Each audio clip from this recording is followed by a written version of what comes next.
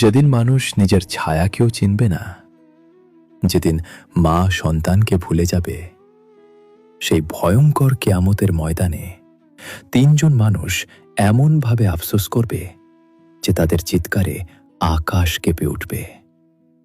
কিন্তু তখন আর কিছুই বদলানোর সুযোগ থাকবে না। আসসালামু আলাইকুম ওয়া রাহমাতুল্লাহ। প্রিয় দর্শক, হাদিসে বর্ণিত আছে, কিয়ামতের দিন তিন ধরনের মানুষ সবচেয়ে বেশি আফসোস করবে। তাদের গল্প শুধু গল্প নয়, বরং আমাদের জন্য এক ভয়ঙ্কর সতর্কবার্তা। প্রথম ব্যক্তি, একজন মালিক, যার অধীনে ছিল একজন সৎ কর্মপরায়ণ গোলাম। গোলামটি ছিল আল্লাহ ভীরু, ইবাদতে নিয়োজিত। আর মালিক, সে ছিল গাফেল, দুনিয়ার মোহে অন্ধ। শেষে কি হলো জানো? সেই গোলাম জান্নাতে প্রবেশ করল, আর মালিক জাহান্নামে নিক্ষিপ্ত হল। ভাবতে পারো, যাকে তুমি ছোট মনে করো, সেই হয়তো আল্লাহর কাছে তোমার চেয়ে অনেক বেশি প্রিয়। দ্বিতীয় ব্যক্তি, একজন ধনী মানুষ, সারা জীবন শুধু সম্পদ জমিয়েছে। ব্যাংক ব্যালেন্স, জমি, টাকা সবই ছিল তার কাছে। কিন্তু একটা জিনিস সে ভুলে গিয়েছিল, আর তা হল আল্লাহর হক।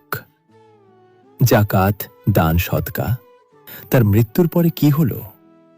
তার ওয়ারিশরা সেই সম্পদ আল্লাহর পথে ব্যয় করল, আর তারা জান্নাতের পথ পেয়ে গেল।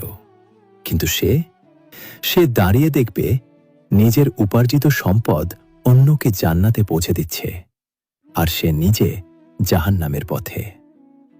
তৃতীয় ব্যক্তি, একজন আলেম, যিনি মানুষকে ভালো কথা শিখাতেন। তার মুখে ছিল হক কথা, তার বয়ানে মানুষ কাঁদত। মানুষ তার কথায় আমল করে নাজাত পেয়ে গেল। কিন্তু সে সেই কথাগুলো নিজের জীবনে প্রয়োগ করেনি। ফলে মানুষ জান্নাতে গেল, আর সে নিজে জাহান্নামে।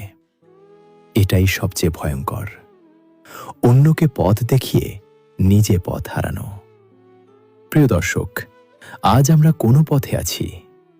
আমরা কি শুধু কথা বলছি, নাকি আমলও করছি? মনে রাখো, দুনিয়াতে সম্মান, টাকা বা জ্ঞান কিছুই কাজে আসবে না যদি তা আমলের সাথে না থাকে। আজই নিজেকে প্রশ্ন করো, আমি কি সেই তিনজনের একজন হতে যাচ্ছি?